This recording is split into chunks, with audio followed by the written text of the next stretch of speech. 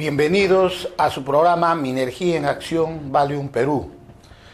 Realmente sigue caldeado el ambiente minero y económico, porque todavía no se vislumbra solución sobre el conflicto del proyecto Tía María.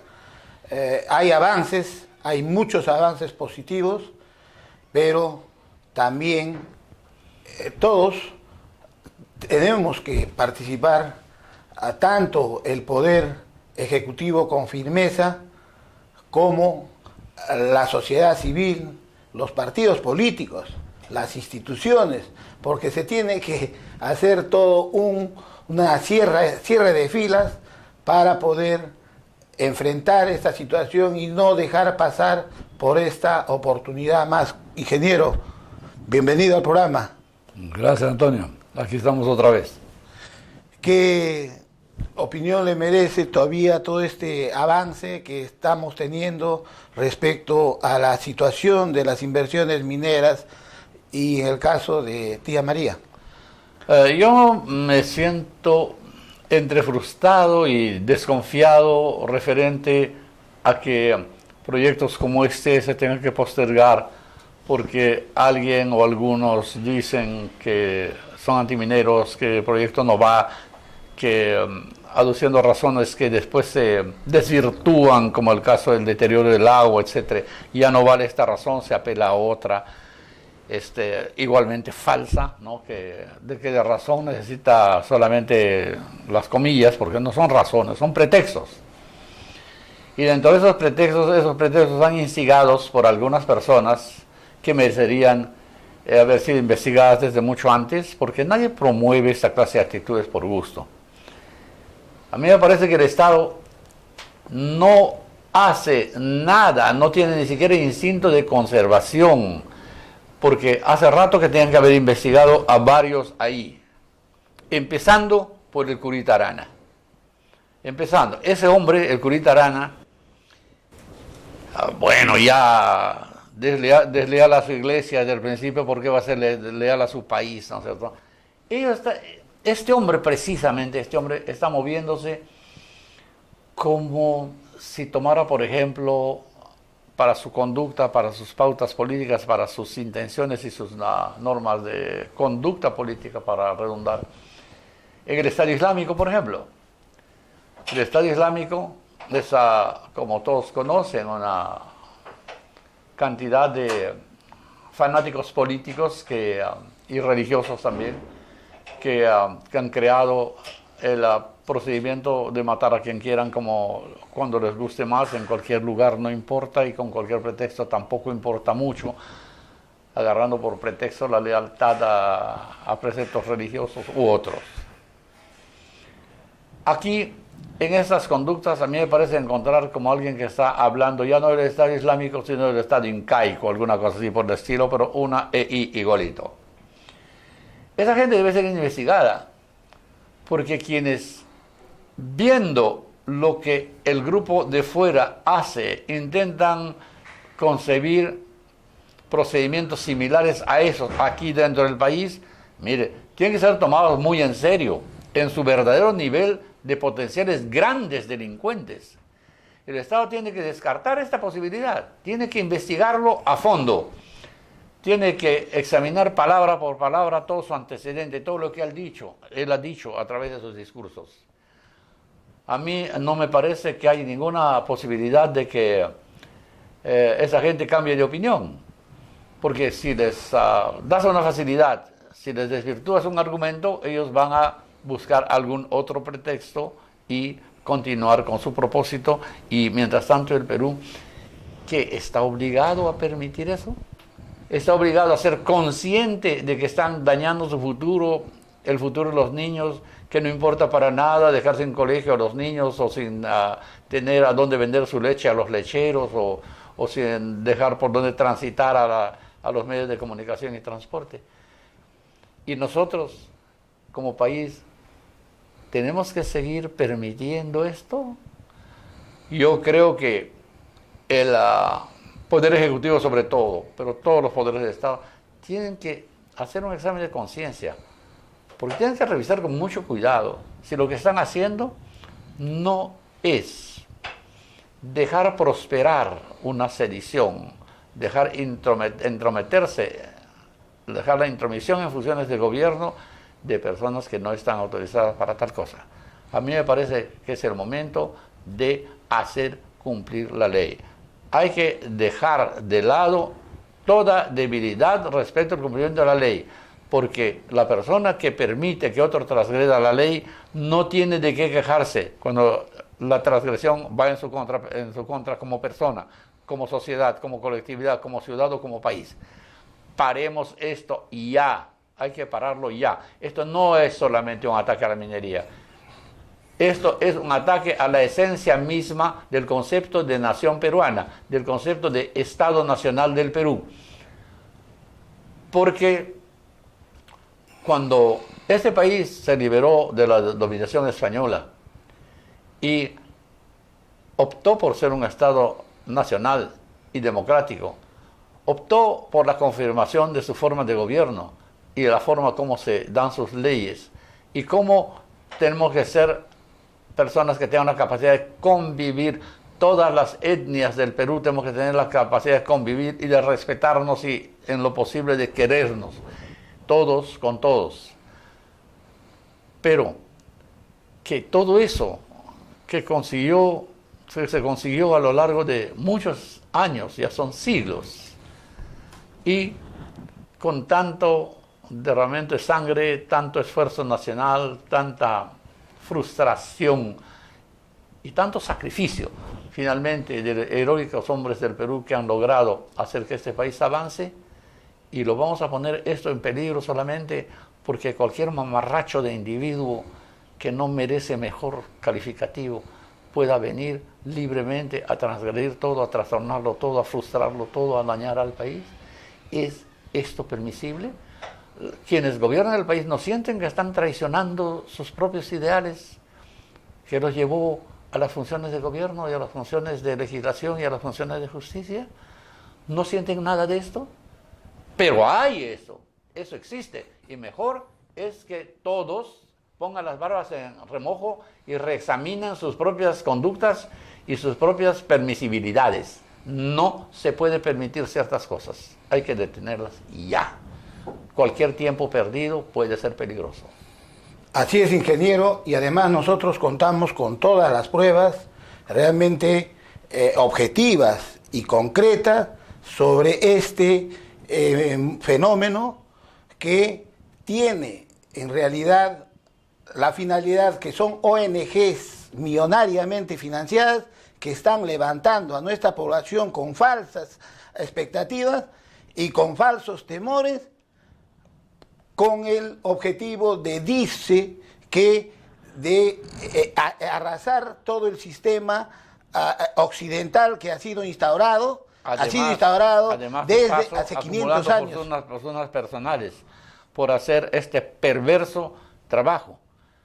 Cada uno de ellos ahora, de esta gente involucrada en esta clase de cosas, son sospechables de ser ricos. Tienen que investigarlos en esa dirección. No, de hecho, que el afán, el otro es el supermillonario movimiento económico que viene de las transnacionales, que ellos luchan contra las transnacionales y ellos están subvencionados con las transnacionales y que se disputan así carnívoramente por aprovechar de ese recurso, porque el otro objetivo de estos promotores de la desestabilización, Antonio, es el dinero, lo económico. El Estado Nacional puede impunemente mirar este escenario sin poner su DINI, su servicio de inteligencia, a investigar estas cosas.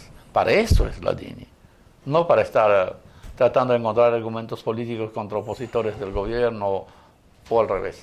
El caso concreto nomás de que ha sido en la zonada, en el levantamiento que hubo de Bagua, promovido directamente con Pizango, paseándose, jugándose con todos los poderes, engañando a todos, meciendo a todos los poderes del Estado, se salió con su gusto levantando y fue denunciado por sus propios socios, o la propia tesorera diciendo de que en 3 años se había movido 8 millones de dólares y que no tenían justificación de ese gasto respecto. Mire, presidente Humala, con todas las consideraciones y con todo el respeto que me merece su investidura, que de verdad yo respeto profundamente,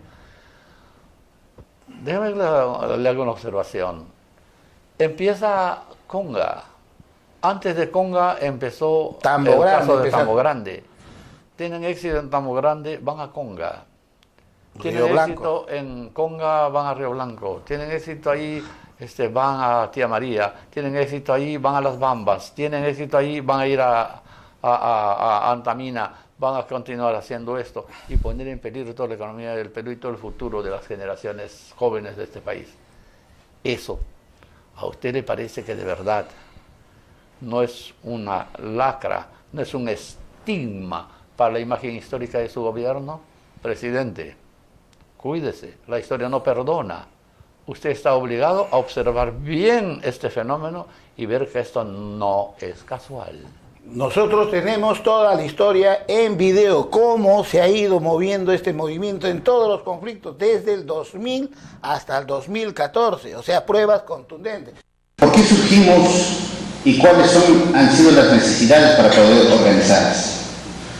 Ustedes, como nosotros que conocemos la historia del país, siempre hay una brecha que nos separa entre el desarrollo de la actividad agropecuaria con la actividad minera. Cuando se llegó la conquista en el país, hoy llamado Perú, en el Perú existimos 25 millones de indígenas. Terminó la emancipación del país y quedamos 2 millones de indígenas. Estos indígenas, ¿dónde habían perecido? Precisamente en la actividad minera y sometidos por la colonia. Esta brecha hasta hoy nos separa. ¿Quién es primero? ¿Los pueblos que tenemos 15.000 años de existencia o este Estado uninacional que tiene 186 años? Lo que sí hay que exigir que este Estado cambie, las políticas de Estado cambien y los gobiernos que no cambien no merecen estar en el poder. No es que son tierras que no son de nadie. Estos territorios han sido siempre nuestras.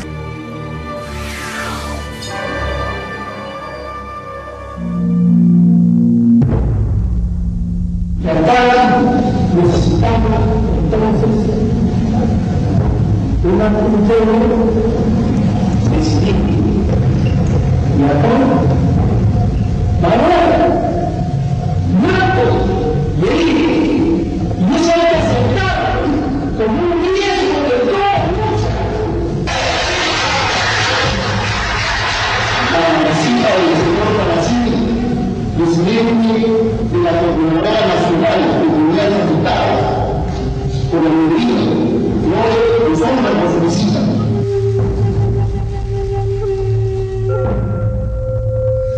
Hemos querido detenernos un poco en este tema, en la presentación, porque este es el principal problema que el país tiene que resolver, porque estamos vecinos a problemas políticos y económicos del país, y entonces con mayor fuerza se va a presentar o va a sentirse y se va a accionar toda esta corriente, pero el objetivo final de este movimiento es desestabilizar el sistema democrático. En ese sentido se tiene que tomar. Bueno, con esto iremos andando, profundizando durante el programa. Igualmente, una entrevista sensacional. Vamos a tener al ingeniero Ángel Álvarez Angulo, presidente de ProExpo 2015, quien nos hablará pues tanto de este evento en forma pormenorizada y sobre la realidad y la situación de las inversiones y exploraciones mineras en el Perú. Igualmente y finalmente vamos a tener pues los acostumbrados miércoles en acción que el partido político Perú en Acción organiza todas las semanas con la conferencia del economista Arturo Corrales, quien hace una exposición sobre la importancia de las microempresas y las pymes en el desarrollo nacional. Con esto y mucho más, volvemos luego de una pausa. Desde niños, dejamos volar nuestros sueños. Los peruanos imaginamos un país grandioso, moderno, lleno de esperanza.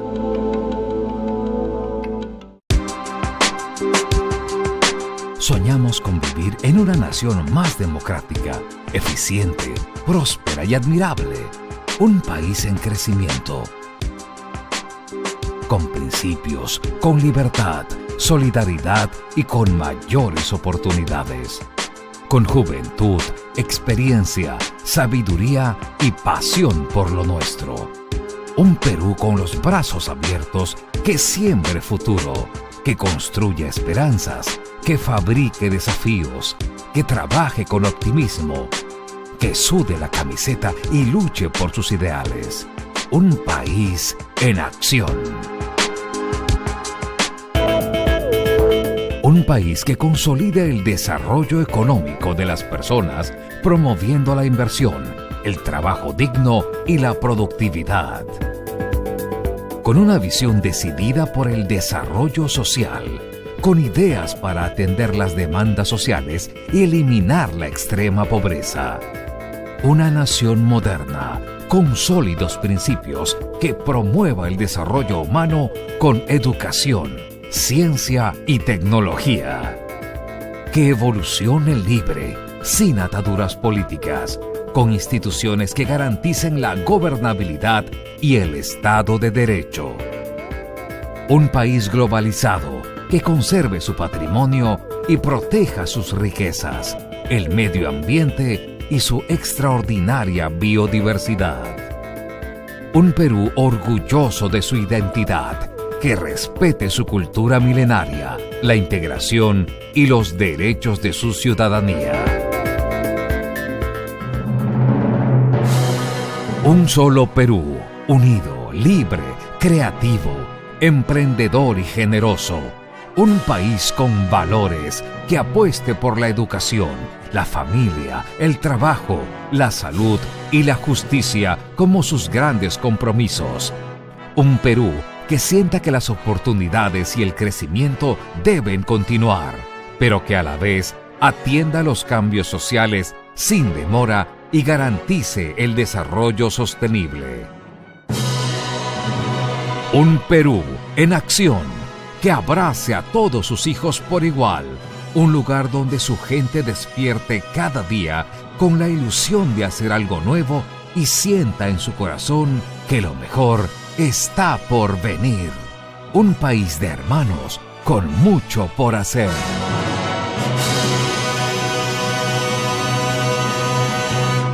Perú en acción. Mucho por hacer.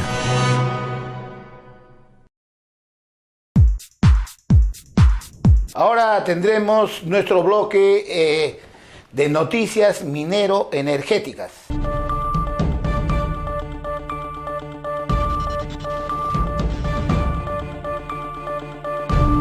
Óscar González Rocha, declarado el hombre del cobre del año.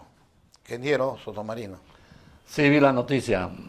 Me parece muy justa. Parece que Óscar es una persona que merece un homenaje de esta clase y cualquier otro más, porque tantos años que le ha dedicado al esfuerzo por hacer minería, no solamente en su país, sino también en el nuestro, merecen este tipo de homenaje. Yo también me sumo con mucho gusto, nuestro programa se suma con mucho gusto al homenaje que rinden a Óscar con este premio.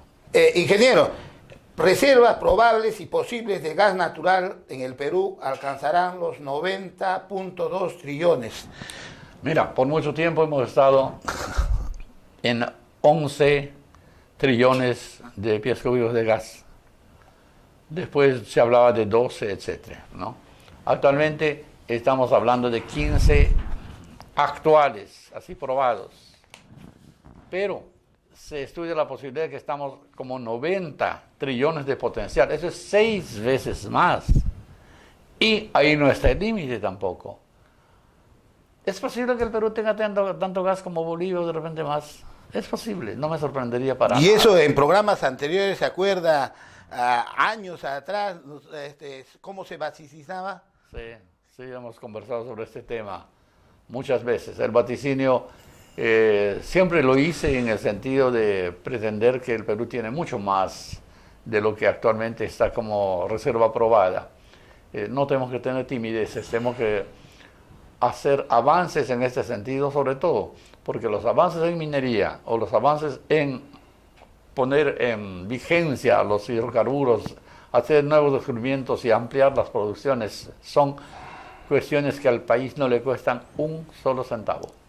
Está hecha por inversión privada, nacional o extranjera, pero solamente por inversión privada. El Estado no pone nada, ni debe poner.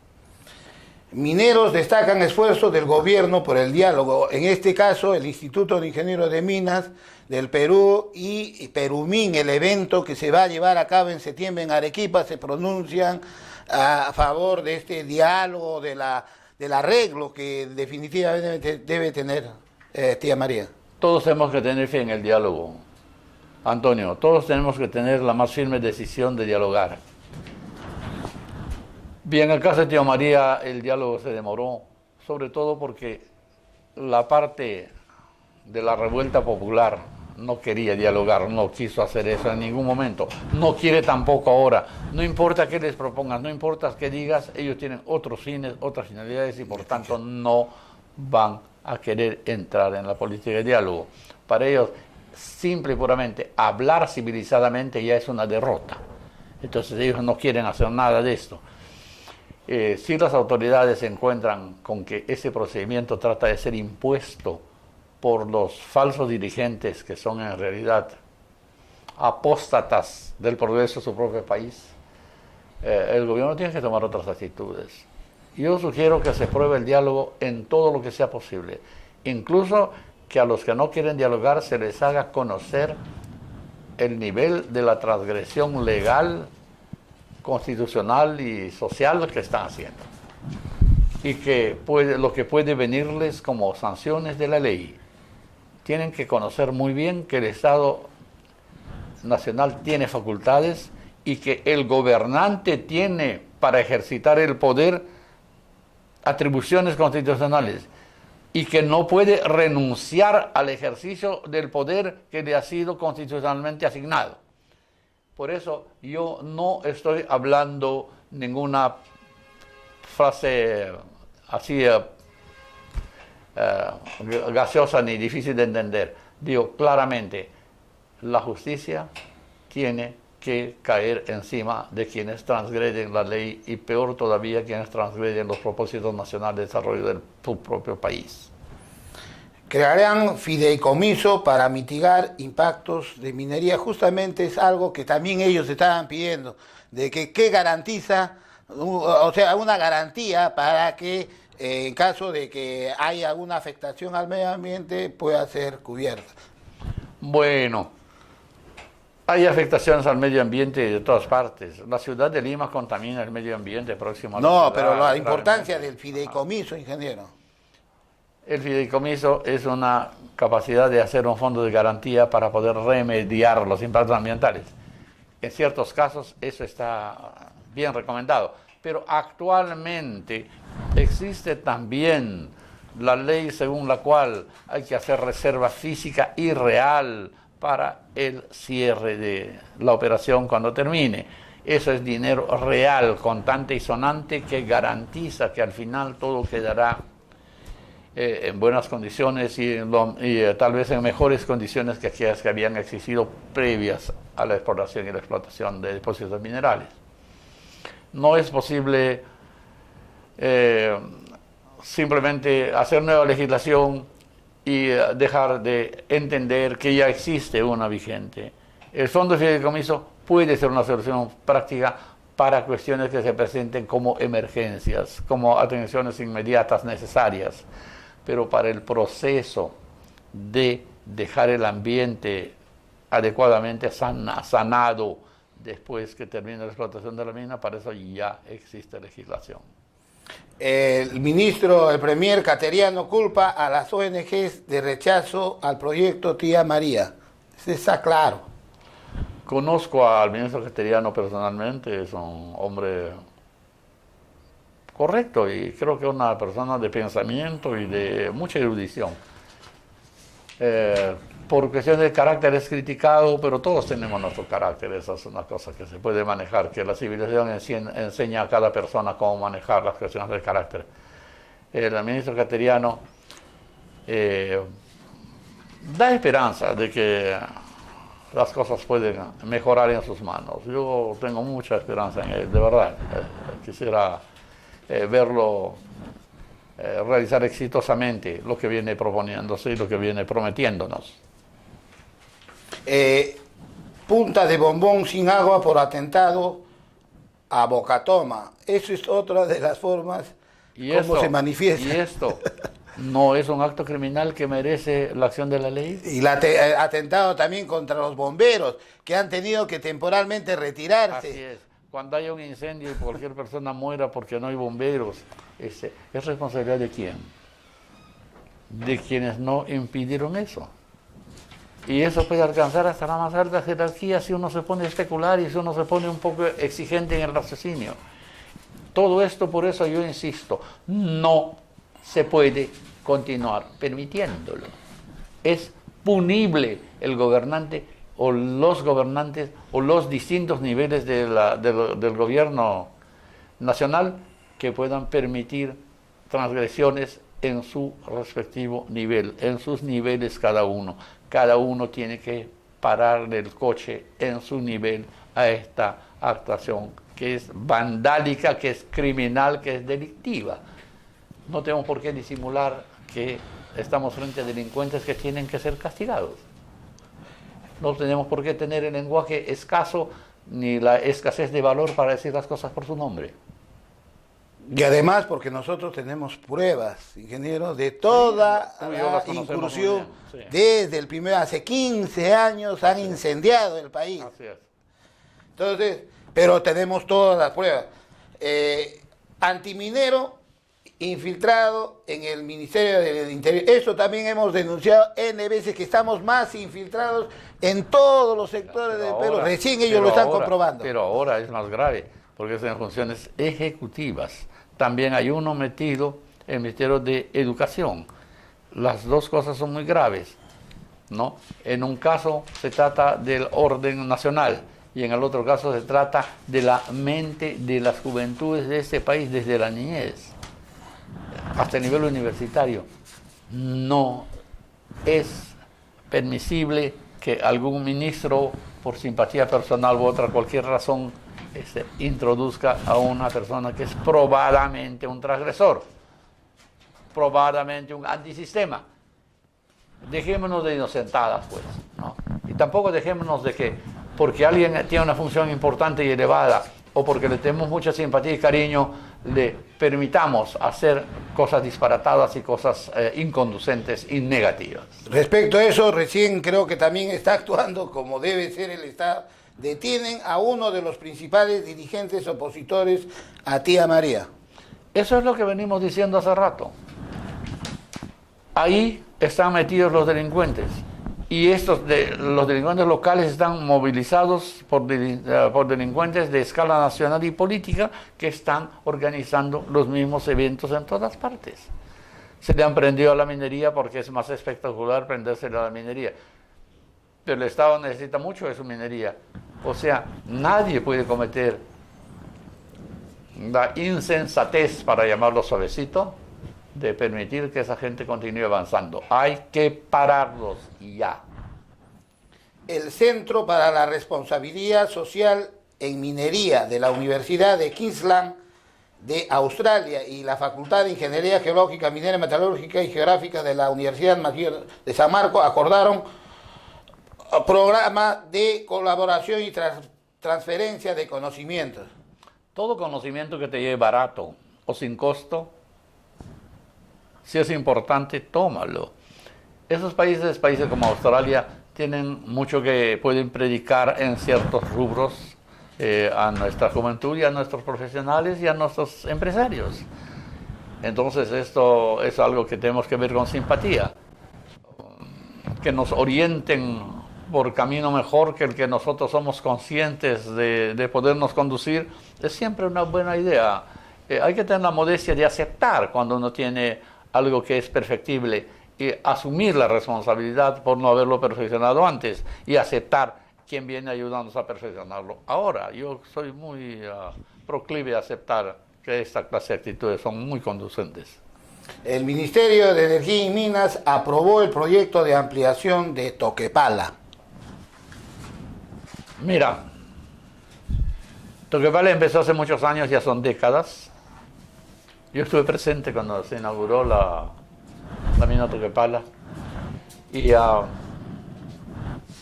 se va explotando y se va descubriendo, se va encontrando que los mercados van cambiando a lo largo del tiempo, que la explotación dura y que también la capacidad de mecanización va incrementándose, que los costos de operación tienden a bajar por la eficiencia mecánica de las grandes palas, de los grandes medios de movilización del material, etc. En el open pit, que así se llama el trabajo a cielo abierto, es el nombre usual en el mundo entero, es un nombre en inglés. Yo, claro, veo con mucho gusto que la compañía Sauren está ampliando su capacidad de tratamiento de 60.000 toneladas por día a 120.000 toneladas por día. Eso es duplicar. Eso es ayudar a tener costos menores por producción de mayor escala. Y eso, por tanto, es permitir que minerales de más baja ley o circunstancias del mercado más desfavorables puedan ser asimilados por la minería peruana. Eso es una muy buena noticia para el país. Pero, si viene además de, tía María, ya no me gusta tanto si viene en vez de, tía María, por dos razones. La económica es por un lado, pero la cobardía política es por el otro lado. Esa es una cosa que nunca me gustó.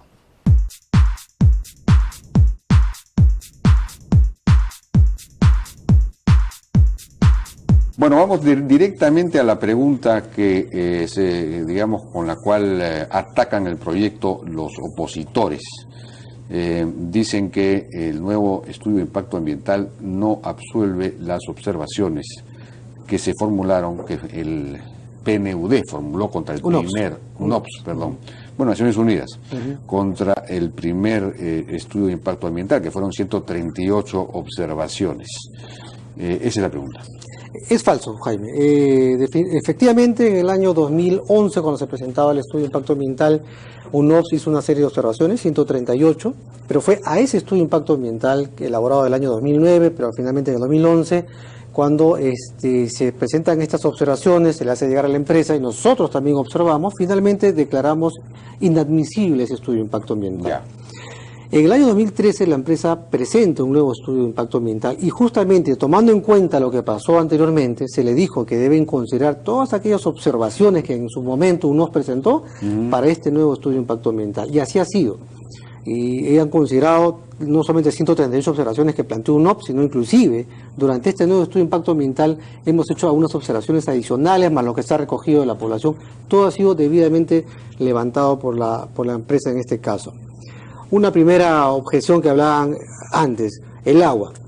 Preocupados por el agua porque el río Tambo se iba a quedar sin agua, los iba a afectar. Lo cual la empresa ha cambiado. Ya no es tomar agua subterránea ni del río, sino agua desalinizada del mar. Eso es lo principal, ¿no? Lo principal. De nuevo están hablando de los polvos. Que los polvos van a caer hasta los campos de cultivo. Falso, porque el viento predominantemente durante el día es dirección contraria al valle. Y se le ha exigido a la empresa que las voladuras, que es una vez cada 2 días, lo hagan al mediodía, donde es la dirección del viento es con mayor fuerza, justamente en dirección opuesta al valle. Con lo cual, y más una serie de medidas adicionales, no va a haber ningún tipo de afectación por el lado del polvo. Aguas ácidas, producto de los desmontes que podrían generar aguas ácidas. Es una zona desértica, donde está el proyecto casi no llueve. Entonces, la poca agua que pueda generar en realidad es almacenada y colectada en unas postas de almacenamiento, van a ser tratadas y recirculadas dentro de las mismas operaciones. Y aún así, esos componentes van a tener doble protección, capas de arcilla, geomembrana, drenajes, subdrenajes para evitar cualquier tipo de contacto. Y por último, el estudio hidrogeológico determina que las aguas subterráneas que hay justo debajo del proyecto no tienen ninguna conexión con el acuífero del río Tambo. O sea, no va a haber ningún tipo de conexión y no hay ningún tipo Bueno, esa es una de observación, la observación que hace, por ejemplo, que José de Chávez, en La República, dice... cuestionamos, entre otros puntos, que no figure en el estudio de impacto ambiental la excavación del Tajo La Tapada, que es parte de Tía María. El bombeo del agua en este Tajo afectará a los acuíferos subterráneos que van al río Tambo. Eso es lo que él ha dicho. Primero que nada, ahí es falso porque sí está contemplado en el proyecto Tía María 2 tajos. El primero es La Tapada y luego el Tajo Tía María, durante los 18 años de operación. Y segundo, ya como lo he dicho, el estudio hidrogeológico ha determinado que no hay ningún tipo de conexión de las aguas subterráneas en esa zona con respecto al acuífero del río Tambo. O sea, ahí no tiene nada que ver esas observaciones. O sea, además hay, porque se dice que no ha habido un estudio hidrológico. Hay, o sea, sí cuenta ahora el estudio hidrológico y contempla. Los estudios geoquímicos también determinan que las desmonteras no van a generar aguas ácidas, o sea, hay una serie de cosas ahora, que en realidad se toman en cuenta, ¿no? Todos estos temas, digamos, que son técnicos y complicados, es muy difícil de explicarlos a la población. Es correcto, Jaime. Entonces, pero digamos, el proceso mismo del estudio de impacto ambiental suponía 3 talleres en cada... 2 talleres. 2 talleres en cada zona pública. Y una audiencia pública, ¿no es cierto? Esos talleres, ¿dónde se realizaron? Los 2 primeros talleres se realizaron en Deán Valdivia, en el mismo distrito de Deán Valdivia, con una asistencia en cada taller aproximadamente de 500 personas. Y luego la audiencia pública se dio en el mismo Cocachacra, con una asistencia de entre 1.000 a 1.200 personas. Y ha servido para poder difundir en qué consistía el proyecto y donde la gente ha tenido la oportunidad de manifestar sus preocupaciones que se han tomado en cuenta para efecto de que la empresa pueda levantar cada una de ellas. Bueno, eso era lo que quería preguntar. Es decir, se supone que en el proceso mismo del estudio de la realización de los talleres para el estudio de impacto ambiental, la población tiene que haberse enterado digamos, de los principales aspectos o elementos del proyecto y debería haber podido cuestionar lo que podía cuestionar, observar lo que podía observar. Es decir, ¿no se enteró la población en ese momento? Sí se enteró, como te estoy diciendo, Jaime, han habido 500 personas ahí. Jaime, sabes muy bien que detrás de las protestas hay otros intereses. O sea, hay una minoría que siempre trata de llevarlos hacia, digamos, con una agenda política, llevarlos a protestar contra algo que desconoce la gente. O sea, si bien hay talleres... Pero desconoce, pero se supone que se ha enterado precisamente en los talleres. Sí, pero lo que pasa es que también ha habido mucho mensaje del otro lado, gastado constantemente diciéndole que este proyecto le va a hacer daño, lo cual es totalmente falso, o va a afectar sus campos de cultivo. Han tenido mucho tiempo, digamos, llevando ese mensaje. ¿Y por qué del lado del Estado no sea contra el Estado eso? Bueno, eso es lo que estamos haciendo ahora, Jaime. Pero o sea, más allá, parece un poco tarde ya, ¿no? Pero más allá de haber hecho los 2 talleres y la audiencia pública, creemos que ahora que es necesario... Bueno, los 2 talleres son a cargo de la empresa, no del Estado. El Estado también, o sea, si bien la empresa es la que presenta, el Estado está presente en esos talleres. Y hemos estado ahí y en este caso el día viernes pasado yo he estado en Arequipa difundiendo más sobre... el estudio de impacto ambiental, y algo que quiero precisar, porque muchas veces dicen hay que ir a Cocachacra a hablar, ahí tienen que hablar. Yo personalmente he estado en Cocachacra Jueves Santo, junto con el viceministro de Agricultura. Hemos escuchado por 3 a 4 horas a los dirigentes y los alcaldes, han manifestado una serie de observaciones, preocupaciones, pero cuando hemos tenido nosotros la oportunidad de empezar a hablar para poder responder, solamente esperaba una respuesta. Y eso no es diálogo. O sea, cuando buscamos el diálogo no es que yo solamente espero de ti una única respuesta. Así. No, finalmente es una especie de pequeña no dictadura, digamos. Más o menos, ¿no? Entonces, y la idea es justamente demostrarle todas las preocupaciones que ellos tienen, decirles, mira cómo se ha salvado el estudio. Y si hubiera algo que habría que mejorar, se puede mejorar, aún así. Presentamos nuestro bloque acostumbrado: sin minería no hay vida. Ver para creer.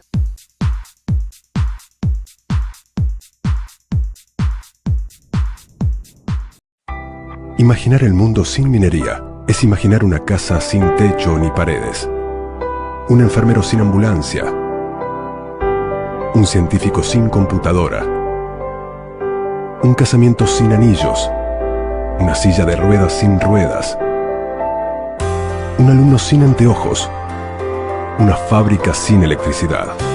Porque sin minerales no se podrían producir las cosas con las que vivimos todos los días. Presentaremos una entrevista realmente muy sensacional que el ingeniero Celso Sotomarino le hace al ingeniero Ángel Álvarez Angulo, presidente de Proexplo 2015.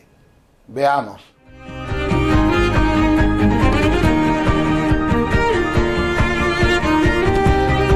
Nuestro programa Minería en Acción tiene un invitado muy especial ahora. Vamos a entrevistar al ingeniero Ángel Álvarez Angulo. Él es geólogo de la Universidad de San Agustín. Esta universidad califica mucho en el Perú como productora de buenos geólogos, conozco muchos. Después tiene un grado de Master in Science de Montana School of Mines.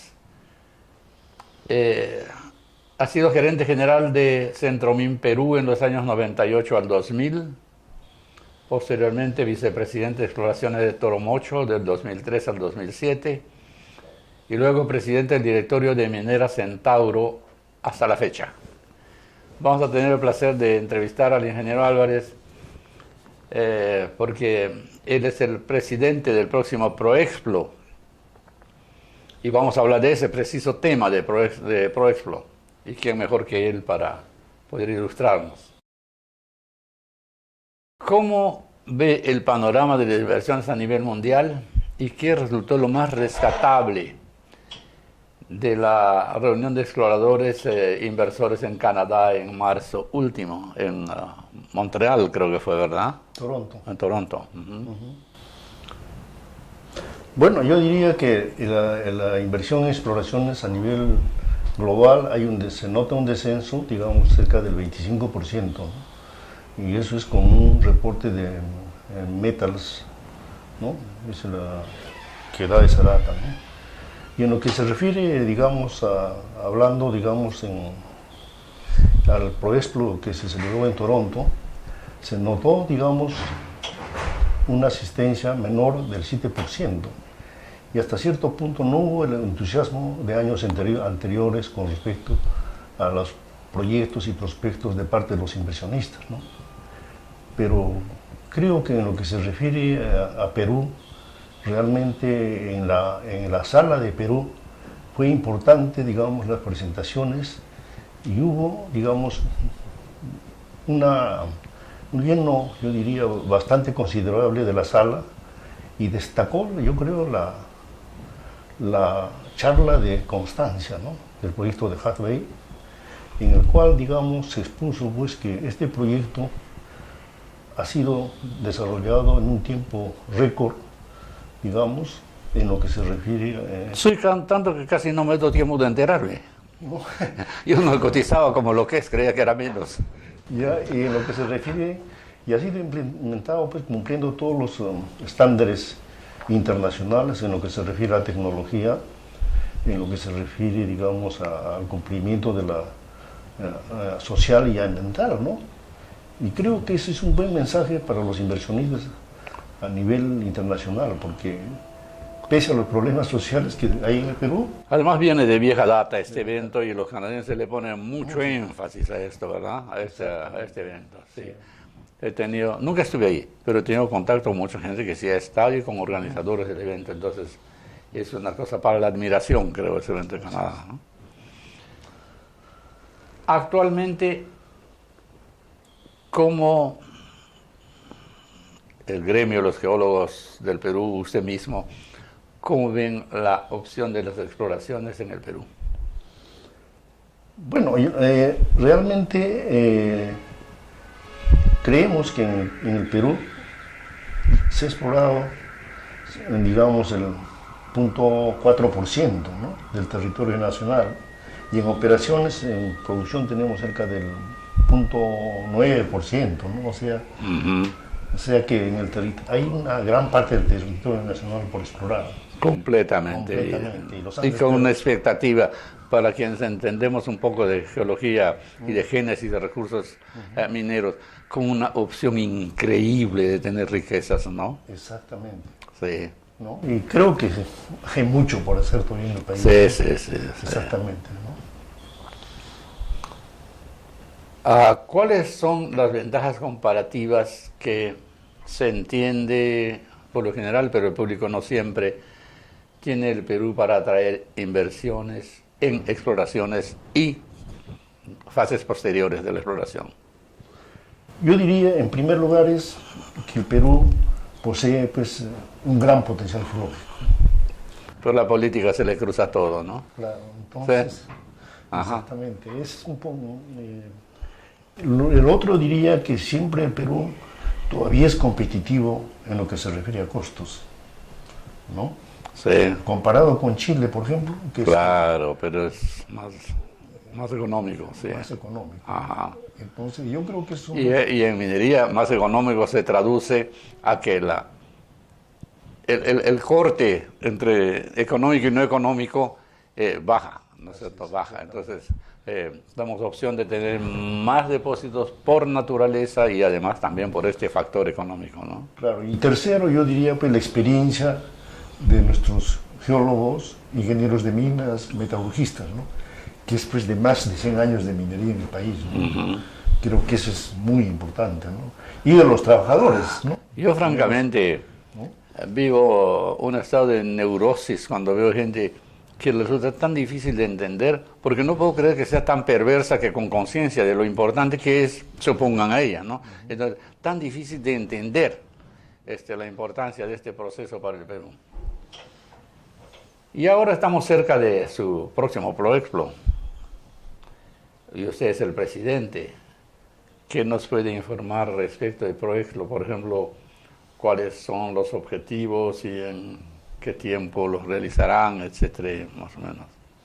Claro, realmente por el lema de este del 9 Proexplo es realmente inversión en exploraciones, base de la minería, ¿no? ¿No? Sí. Entonces, ahí, por ejemplo, este Proexplo,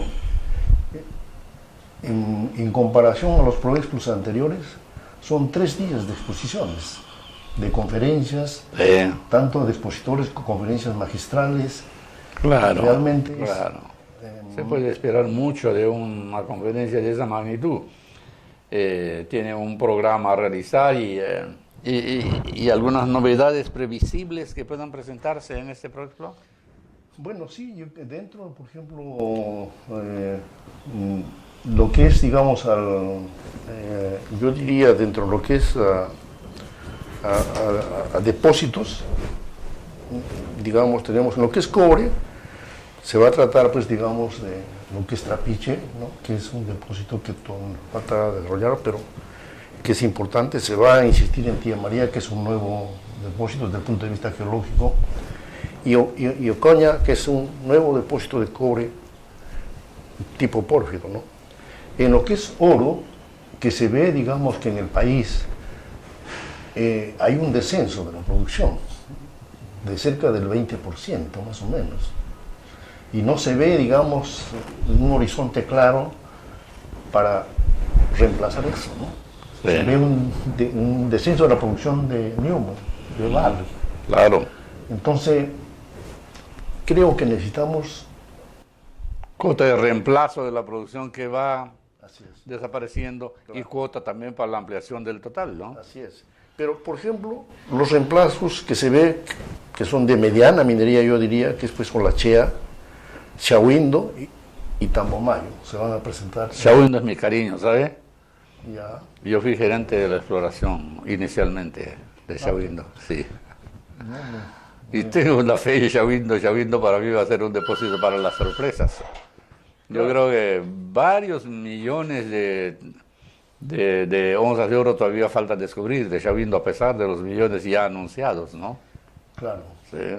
Sí, y creo que no solo en Shahuindo, también hay otra área, una mina que se trabajó ahí, que es de los, me parece, que últimamente Atacocha hizo exploraciones en el área. Ajá. ¿No? Entonces, O sea, se va viendo que hay una serie todavía de áreas por reestudiar. Así es. O sea, así mucha gente la desecha un proyecto, pero regresa a otro y le da otro enfoque. Porque hasta ahora se presenta como núcleos aislados, ¿no? Y la solución de continuidad no se entiende todavía, ni para abajo ni para los costados. No se entiende bien todavía, ¿no? Sí, a mí me parece así. Claro. Y otro punto que es en plomo, zinc y plata, que también es importante, va a haber presentaciones de Santander, digamos, Bongará, que es un Mississippi Valley, y de Ayahuilca. Realmente Ayahuilca, que es el Cerro de Pasco, yo tuve la oportunidad de, en Toronto, ver en el Korchak, que es importante ver que hay estaño en los taladros que ha cortado. En el contacto entre las calizas Ollón, lo que se llama formación Ollón, y desde antes se hablaba algo de esto, ¿no? Cuando hablan de Humasha, Minas Ragra, por esa zona, ya en los tiempos antiguos se hablaban algo de estaño, ¿no? Claro, sí, pero realmente siempre había el concepto pues, de que el estaño solo llega hasta San Rafael. Porque ahora estamos arrancados en la producción mundial de estaño, pero solamente por una mina, ¿no? Así es. Eso es muy, muy extraño a nivel mundial, ¿no? Entonces esto yo creo que es un buen mensaje para que, digamos, reestudiar, reanalizar la geología, ¿no? Sí. Y ahí tuve la oportunidad de invitar. Ha sido pues una cátedra, la exposición, la entrevista que el ingeniero Celso Sotomarino le hace al ingeniero Ángel Álvarez sobre el tema importante que tiene la minería, que es realmente la parte de su sustento, que es la geología minera, donde nos han vislumbrado todas las perspectivas positivas y negativas que se tiene en este rubro y fundamentalmente información de primera mano de lo que va a ocurrir en ProExpo 2015 este mayo en el Hotel Sheraton. Enseguida vamos a presentar los miércoles en acción del partido político Perú en Acción, presidido por el ingeniero Rómulo Mucho Mamani, que en esta oportunidad estuvo a cargo la conferencia de el economista Arturo Corrales Paz, presidente del Colegio de Economistas del Perú, quien trató el tema de las microempresas y las pymes en el desarrollo nacional. Las empresas que conforman los clústeres o conforman los parques industriales son empresas pequeñas. Las empresas grandes no son parte de los parques industriales. En algunas experiencias, en algunos países, efectivamente hay 3 o 4 empresas grandes anclas y tienes a su alrededor a 300 o 400 o 500 empresas pequeñas. ¿De acuerdo? Imagínense que acá estamos en un parque industrial, tienes a un par de empresas grandes y tienes las empresas pequeñas conectadas con la empresa grande para poder atender los mercados regionales o los mercados internacionales. No solamente miremos el sector externo, también miremos los mercados regionales. También en los mercados regionales podemos hacer que con una expansión del mercado interno y de las necesidades que tengan las regiones, poder hacer balances comerciales. ¿Qué tienes tú que tú no tienes? Y yo te puedo vender, y hagamos un negocio. Me gustaría aclarar por un aspecto más sociológico, antropológico, que nos ha dado a que el peruano tenga una característica especial para que pueda hacer el tema de la subsistencia. O sea, hay una cuestión que tenemos que definir en el aspecto del emprendimiento por subsistencia o el emprendimiento por oportunidad, calificando y viendo que existe un autoempleo, como lo vuelvo a repetir, de subsistencia y de oportunidad, para poder nosotros identificarnos que no todo el sector MIPE se encuentra en un proceso homogéneo de desarrollo, ¿no? Entonces, ahí sí hacemos la distinción del trabajador, hablando así, del trabajador autónomo y del pequeño empresario, en la cual ya son cuestiones que creo que sí se tienen que definir para poderle dar solución. Bueno, amigos, hemos llegado al fin de nuestro programa, pero no antes recordarles de que estamos preparando un programa muy variado para festejar, reivindicando realmente a la minería tan maltratada y tan cuestionada injustamente por un sector de los peruanos. Es el Día de la Minería Nacional que se instauró porque ese día, 12 de mayo, se instauró el Código de Minería de 1950, obra del ingeniero Mario Samamé Boggio, con cuya código realmente cambió la realidad del Perú en lo económico, en lo social, porque vinieron una avalancha de inversiones mineras que dio un dinamismo a la economía en general y un apogeo y una bonanza económica. Por ese motivo es de que se instauró el 12 de mayo, Día de la Minería Nacional, en cuyo programa tenemos pues un evento importante sobre este tema justamente de la minería, la verdad y realidad de la minería y sus opositores, estrategias de solución, donde vamos a invitar a todos los actores, tanto privados como públicos, para poder discutir y entender con mayor propiedad este tema para encontrar soluciones. Ingeniero. El Día de la Minería es importante y me gustaría que de alguna manera contribuyamos a que en la mente de toda la población exista un sitio para pensar en la importancia que esto tiene y en el hecho muy especial para nuestra economía de que al Perú no le cuesta absolutamente nada hacer crecimiento de la minería. Eso viene financiado.